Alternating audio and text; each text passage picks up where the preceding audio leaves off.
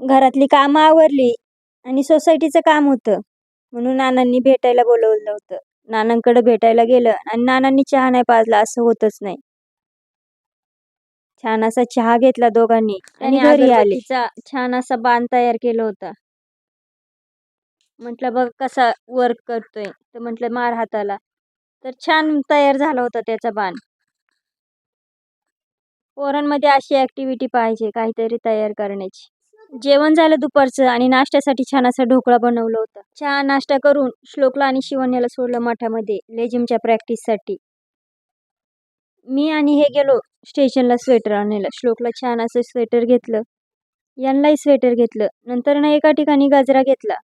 एक गजरा मला 50 रुपयाला दिला. पुढं आले तर 50ला 2 होते. मग तो रिटर्न दिला आणि 50 रुपये घेऊन आले. आणि ह्या दादाकडे मग सामान घेतलं. 2-3 मेहंदीचे कोन घेतले, एक गजरा घेतला आणि नेल पेंट घेतली. काही काही दुकानदारांचं कसं असतं ना, नवीन कस्टमर दिसलं का लगेच लुटायचं आणि त्या कस्टमरमध्ये आपणच मोडतो. कारण आपण कधीतरी सामान घ्यायला जातो.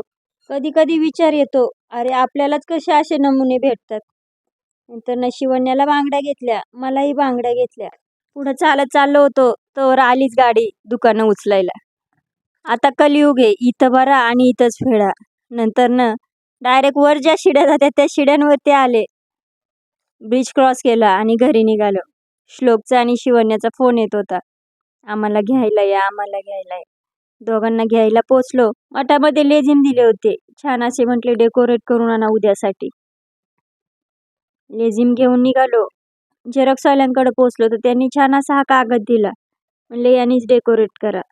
सगळे मुलंही होते लेझिममधले, सगळ्यांनी एकसारखा कागद घेतला. ब्लाऊज शिवायला टाकला होता, तो ब्लाऊज घेतला. श्लोकला बिल्डिंग खाली सोडलं. त्याला म्हणलं तुला वडापाव आणते, तर नाही म्हणतो. मग रुसला होता. म्हटलं मला नाही घेऊन जात, तिलाच घेऊन जाता. शिवण्याला पॉम्पॉम आणायचं होतं आणि तिथं होतं लाईटीवालं पॉम्पॉम. दोघींनी हाऊस केली आणि निघालो. शिवण्याला बोललो की तर नाही बोलली, मला साधं पाहिजे, लाईटीवालं नको. का नाही घेतलं?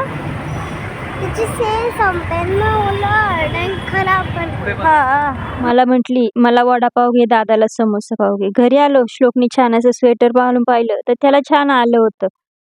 टोपी आणली होती येतानी. शिवण्याने ती घातली आणि वडापाव खायला लागली आणि श्लोकने समोसे खाल्ले.